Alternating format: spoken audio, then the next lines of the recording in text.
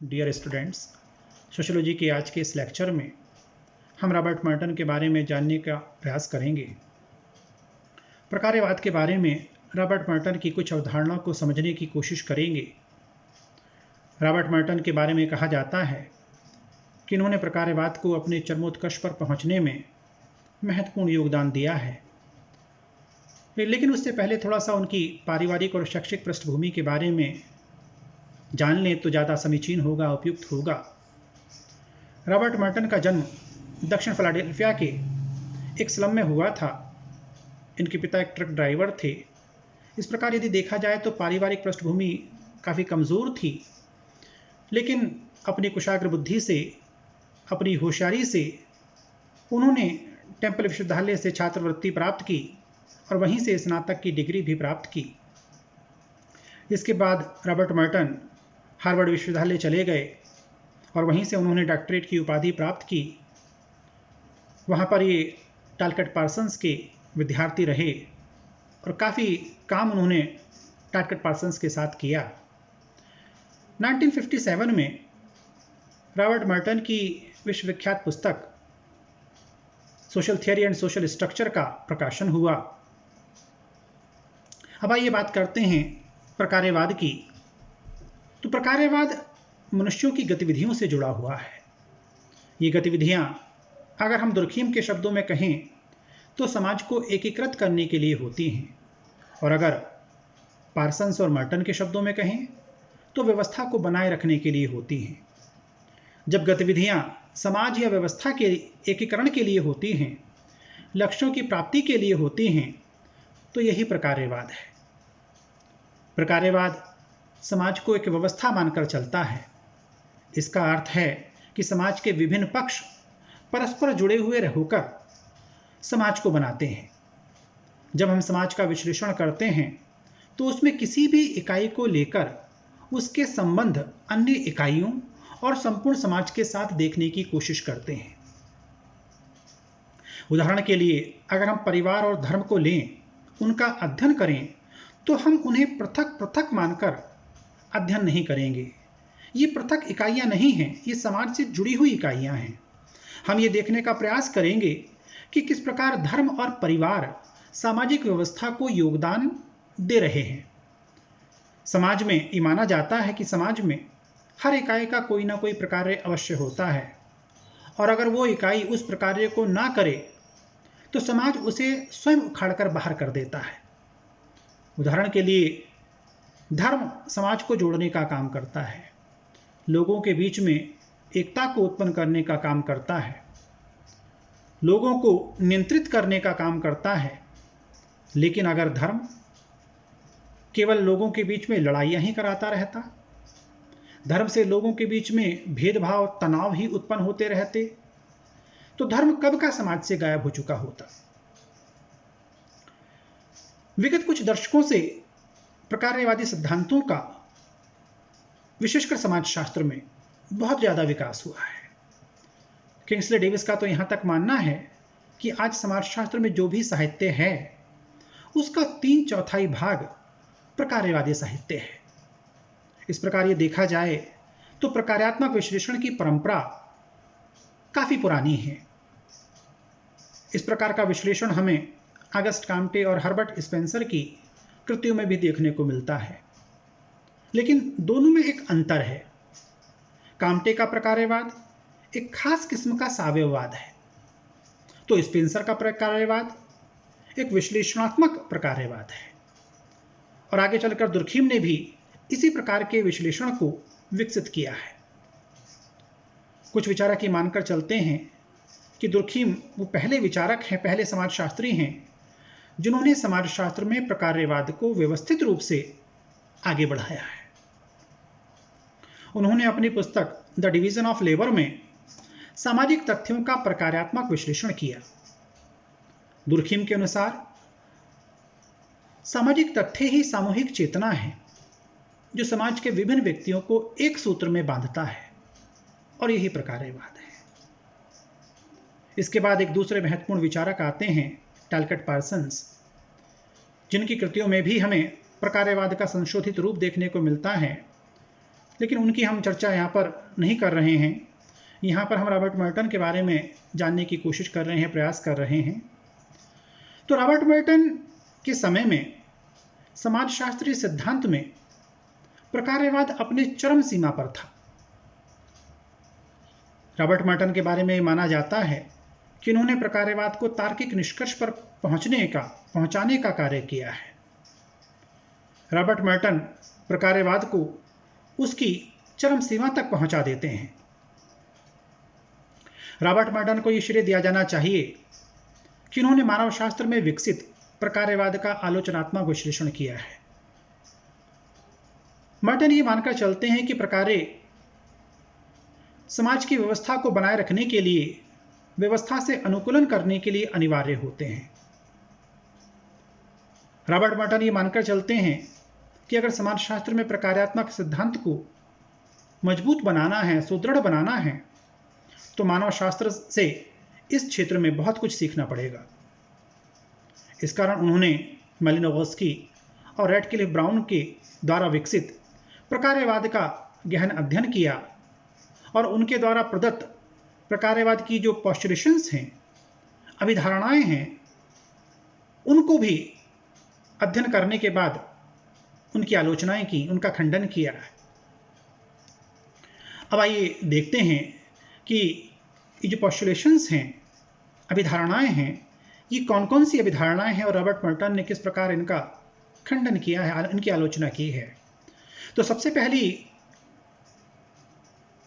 पोस्टुलेशन है समाज की प्रकार्यात्मक एकता की।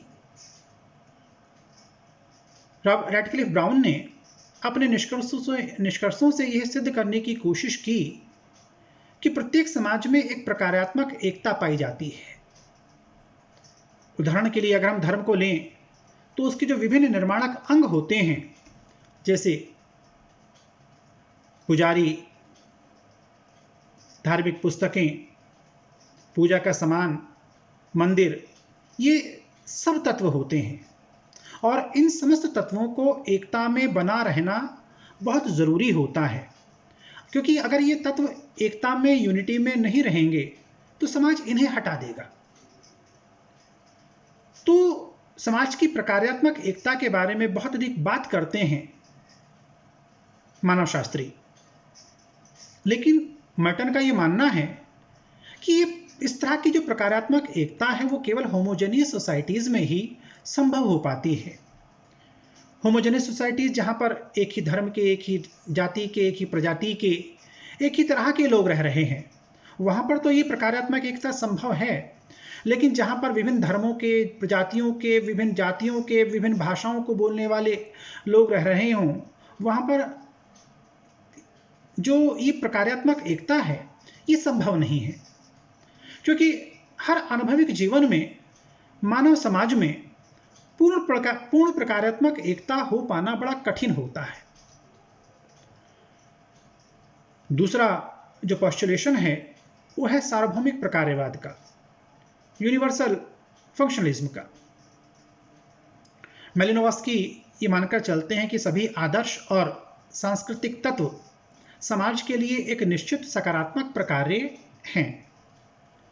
उन्हीं की तरह एक दूसरे विद्वान हैं क्लूखॉन, वो भी इस बात का समर्थन करते हैं कि संस्कृति के सभी स्वरूप अपनी कोई ना कोई प्रकार्यात्मक उपयोगिता अवश्य रखते हैं। किसी भी व्यवस्था के जीवित रहने के लिए कुछ आवश्यकताएं होती हैं। इन आवश्यकताओं की पूर्ति के बिना व्यवस्था का जीवन संभव नहीं हो पाता। उदाहरण के लिए, यदि मनुष्य के शरीर को जीवित रहना है तो उसे वायु चाहिए, पानी चाहिए, भोजन चाहिए, ऊर्जा चाहिए और इसके साथ साथ अन्य जो मूलभूत आवश्यकताएं हैं वो भी चाहिए। बाहरी खतरों से सुरक्षा भी चाहिए। प्रकार्यवादी व्यवस्था को बनाए रखने के लिए जो मूलभूत आवश्यकताएं होती हैं उन्हें पूर्व आवश्यकताएं कहते हैं। जब तक ये पूर्व आवश्यकताएं पूरी नहीं होती तब तक व्यवस्था नहीं चल पाती है। रॉबर्ट मर्टन यहां पर अपने आप को टालकट पार्सन्स की जो विचारधारा है उससे थोड़ा सा अलग कर लेते हैं।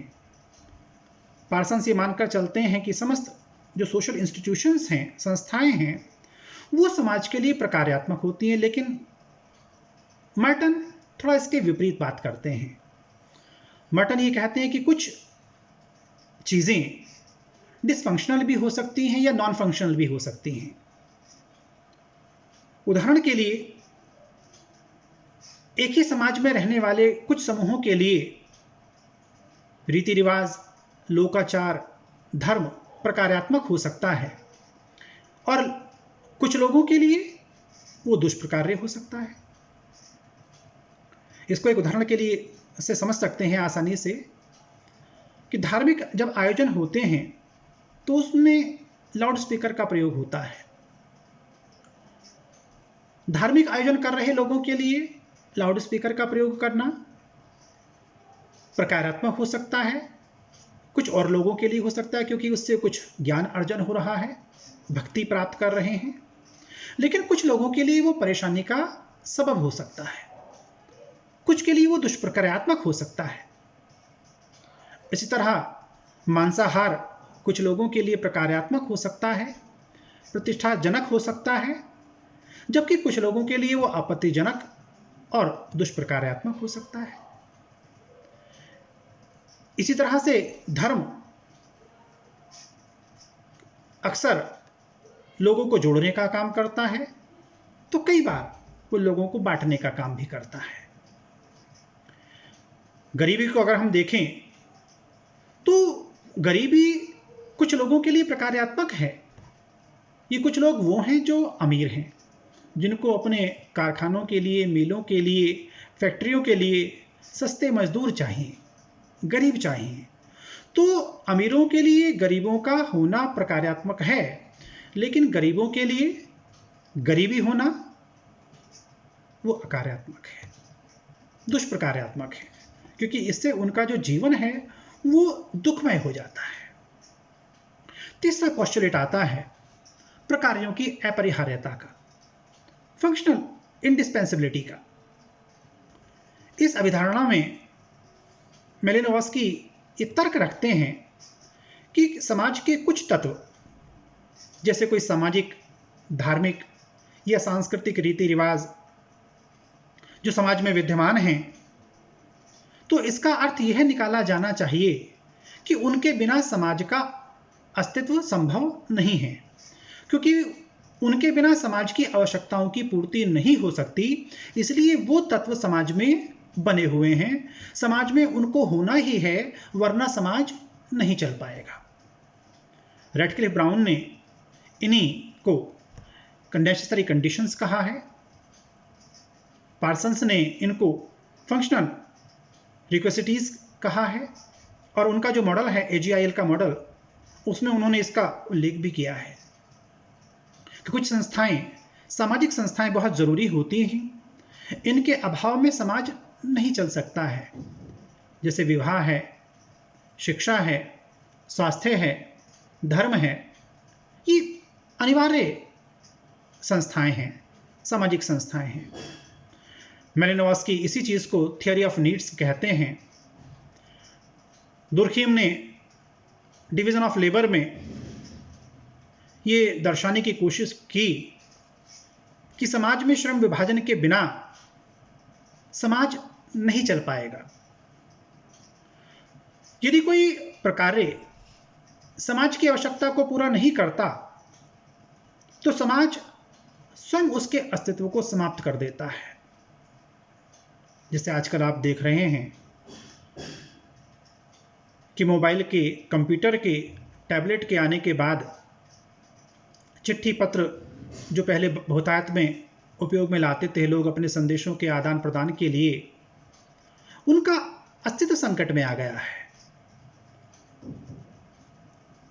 बातचीत के लिए जो परंपरागत टेलीफोन का प्रयोग पहले किया जाता था, अब उनके स्थान पर मोबाइल फोन्स आ गए हैं, स्मार्टफोन्स आ गए हैं। तो इससे जो परंपरागत टेलीफोन हुआ करते थे उनके अस्तित्व के संकट को बढ़ावा मिला।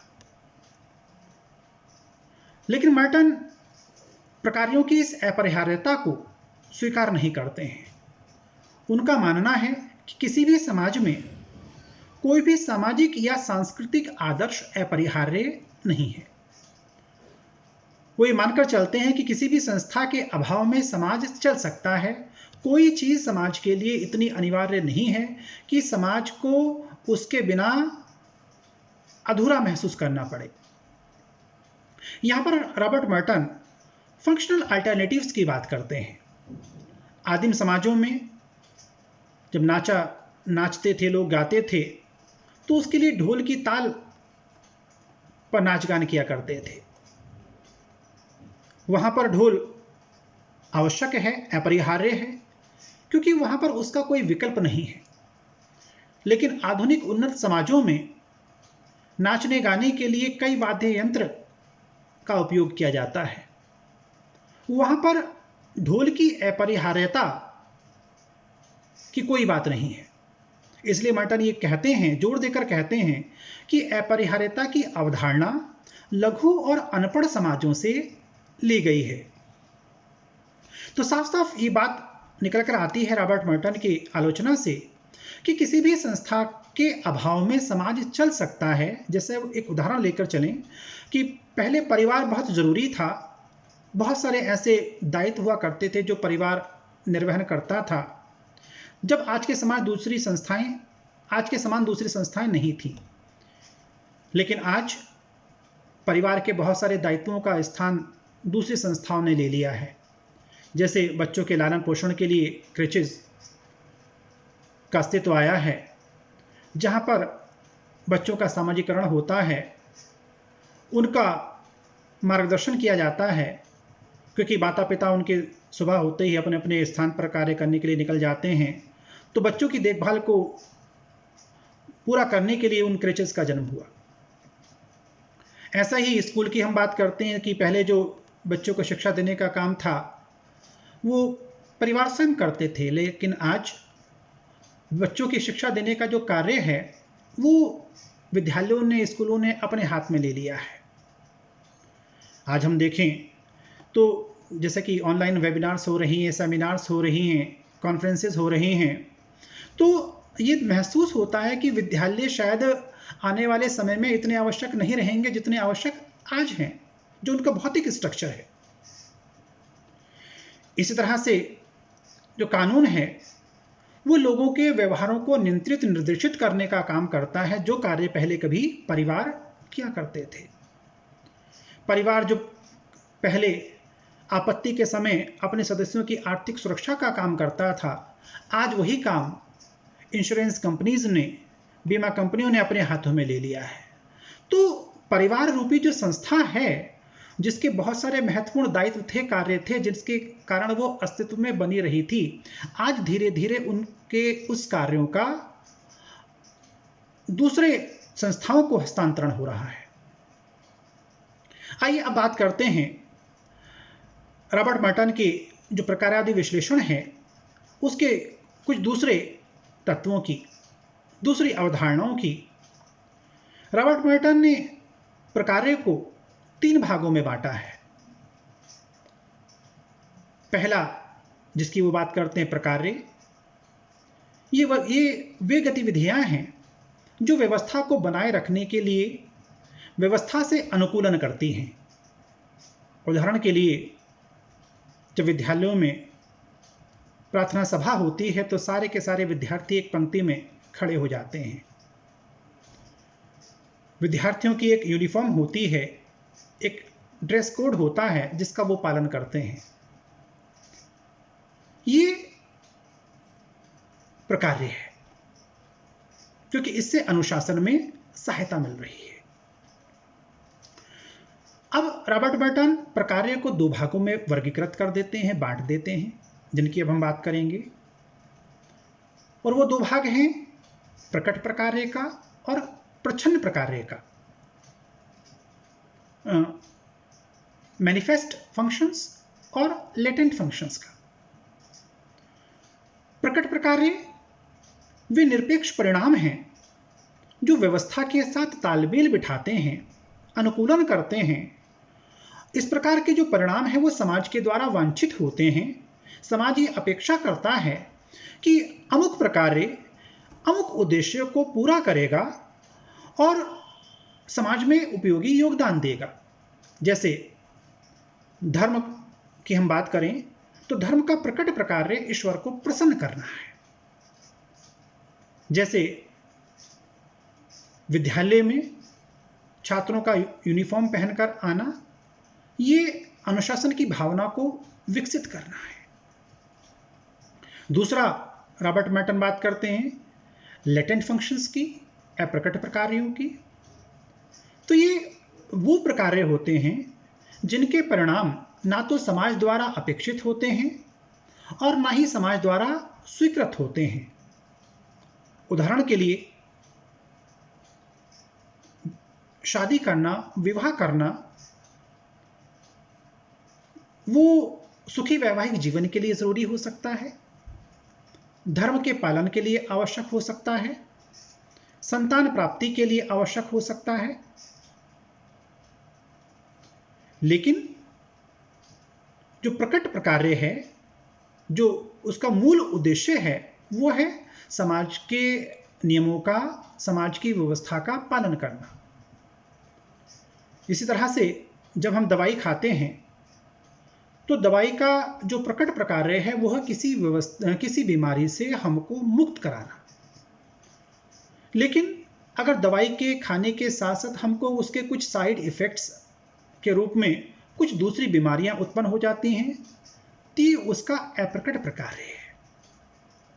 ऐसा ही जनजातियों में अक्सर ये देखा जाता है कि जनजातियों के लोग वर्षा को लाने के लिए, बारिश को लाने के लिए नाचते हैं, डांस करते हैं और ये मानकर चलते हैं कि इससे बारिश होगी। लेकिन ये प्रकट प्रकार्य है। इसके विपरीत अब हम ये बात करें कि उस नाचने गाने से उन लोगों के बीच में आपस में एकता उत्पन्न हो रही है, तो ये उस नृत्य का, उस नाचने गाने का अप्रकट प्रकार्य होगा, लेटेंट फंक्शन होगा, लोगों के बीच में एकता की भावना का विकास। तो फंक्शंस को रॉबर्ट मेर्टन ने मैनिफेस्ट फंक्शंस और लेटेंट फंक्शंस के दो पार्ट में डिवाइड किया। इसके बाद दूसरा बिंदु आता है, दूसरी अवधारणा आती है डिसफंक्शंस की, दुष्प्रकार्य की। मेर्टन ये मानकर चलते हैं कि दुष्प्रकार्य वे गतिविधियां हैं जो व्यवस्था को बनाए रखने में अवरोधक होती हैं। जैसे उदाहरण के लिए हम ले सकते हैं कि आप बाइक पर जा रहे हैं और आपने हेलमेट नहीं लगा रखा है, आप कार चला रहे हैं और आपने हेलमेट नहीं लगा रखा है, तो ये दुष्प्रकार्य है, डिसफंक्शन है, क्योंकि इससे समाज की व्यवस्था में आप बाधा उत्पन्न कर रहे हैं। एक अगला जो अवधारणा है वो है नॉन फंक्शन की, नॉन फंक्शन या नकार्य। मेर्टन ये मानते हैं कि एक अवस्था ऐसी भी आ सकती है जब समाज का कोई निर्माणक तत्व ना तो सामाजिक व्यवस्था में कोई योगदान दे रहा हो, ना ही उसको नष्ट कर रहा हो। तो अगर किसी तत्व के होने या ना होने से व्यवस्था में कोई अंतर नहीं पड़ता है, तो वो उस तत्व का नकार्य है, नॉन फंक्शन है। जैसे परीक्षा के समय छात्रावास में जो छात्र हैं वो रात भर जागकर पढ़ रहे हैं, चाय बनाकर पी रहे हैं, तो इससे छात्रावास की व्यवस्था में कोई बिगाड़ नहीं आता है, ये नकार्य है। तो इस प्रकार रॉबर्ट मेर्टन ने प्रकार्यवाद की एक विशद विवेचना की है, प्रकार्यवादी विश्लेषण को एक अलग तरीके से समझाने की कोशिश की है, जो तरीका मानव शास्त्रियों का था उससे थोड़ा सा अलग लेकर। और मैं अपेक्षा करता हूं कि आज का ये लेक्चर आप सबके लिए फ्रूटफुल रहेगा, उपयोगी रहेगा।